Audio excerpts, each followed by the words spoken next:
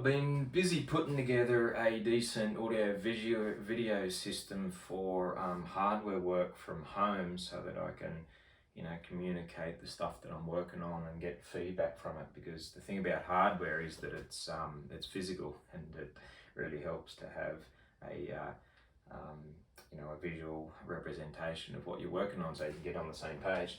Anyway, I've just received some of the components, some of the major components of that system, and it's 2022, so I didn't go out and evaluate a few options and talk to some salespeople and experiment with things. I just went to the guy whose blog article had the best SEO and bought what he recommended.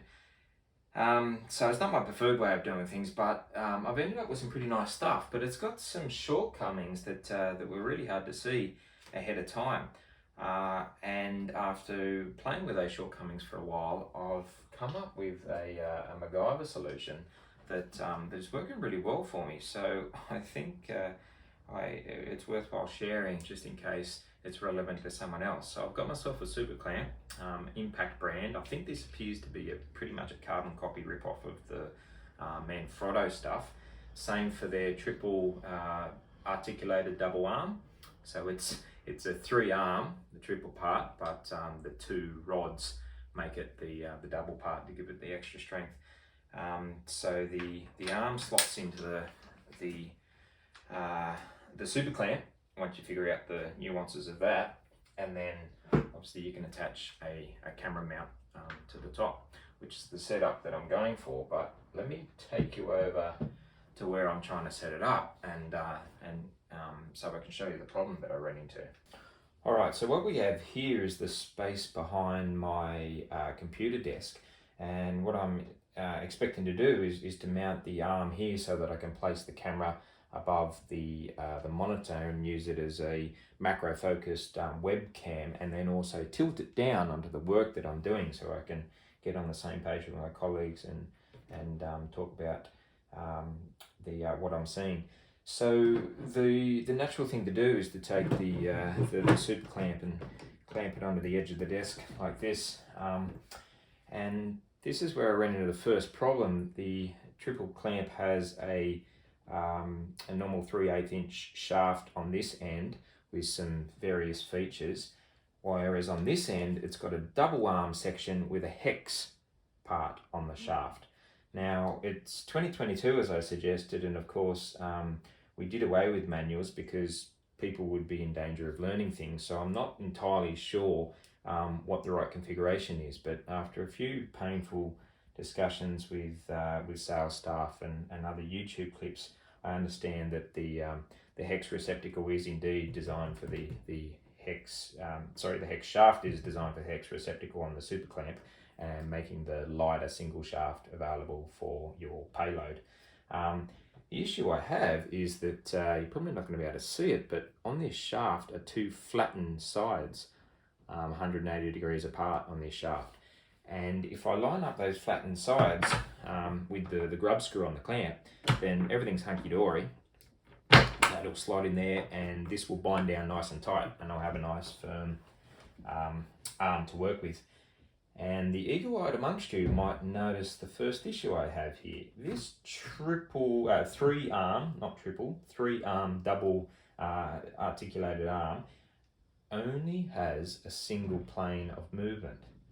Okay, that's not a surprise for those in the know, but it caught me unawares. So even though I've got several modes of adjustment here, I really can only move the receiver end in one plane, which is not the plane that I needed to be in to get it over the monitor so I can use it as a camera mount. So what I would need to do in order to get my arm to extend into a useful position is to rotate the clamp until it no longer binds on the desk, which is useless, or insert the arm at a different angle. Now, I got some advice that you can spin the thing upside down and stick the non-hex end into the super clamp.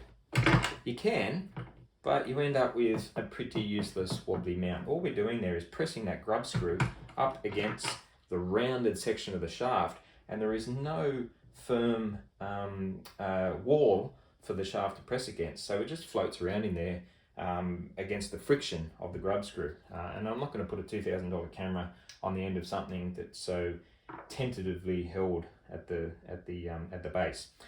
The other thing I could do is rotate this guy, so instead of being in this orientation, is it at a more useful orientation here, and the hex will indeed slot into the super receiver that way, but I run into the same problem because the grub screw is falling against the rounded section of the shaft, and that shaft is hex shaped, not cylindrical to hold tight. Sorry, the receptacle is hex shaped, not round to hold onto the shaft. I get the same slop issue. And again, this doesn't feel like it's going to be a useful solution when I've got a camera mounted on the end of that arm. So what are we to do? Well, we can look at what any lateral thinking kind of guy would do and cut a shape into the desk so that I can rotate this mount around. And that's what I was intending to do. Until I came back in the morning after sleeping on it and was fiddling around in here and realising that now I've got this beautiful LG monitor and mount which packages up all my cables neatly, and I've moved some things to the other side of the desk. This cable entryway is now pretty useless. In fact, I would probably remove those cables. And I thought, gosh, I've already got a hole in my desk. Wouldn't it be handy if I could use that for my mount? And I kid you not, watch this. If I remove the grub screw, I'm sorry, there's probably a technical term for these things, I don't know. I'm just going with generic terms because I'm not familiar with lighting equipment, as you might be able to tell.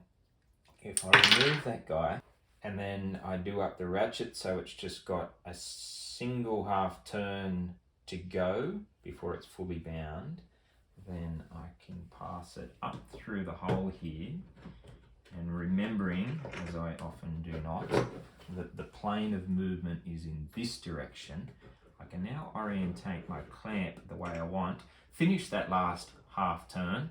I've got a really nice secure clamp there. Stick my grub screw back in, and lo and behold,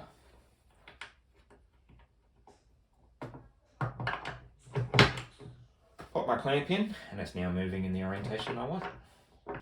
Now that I've got the super clamp roughly in position, I've put the camera mount on the end of the arm, so I've got my payload in the general position that I want, and as if I was some lighting rigger with a super fancy rigging pole, I can now make minute adjustments, shuffle my payload into the position I want, and use the features of the arm to finalise that position. Now, it remains an exercise to the viewer how you ensure that the camera ends up being horizontal. That doesn't seem to be a key feature of this design, which feels like something's missing. But anyway, I found that I could get it close enough, and then with a little bit of bodging, to be honest, squeeze that arm into the position so it ends up roughly horizontal.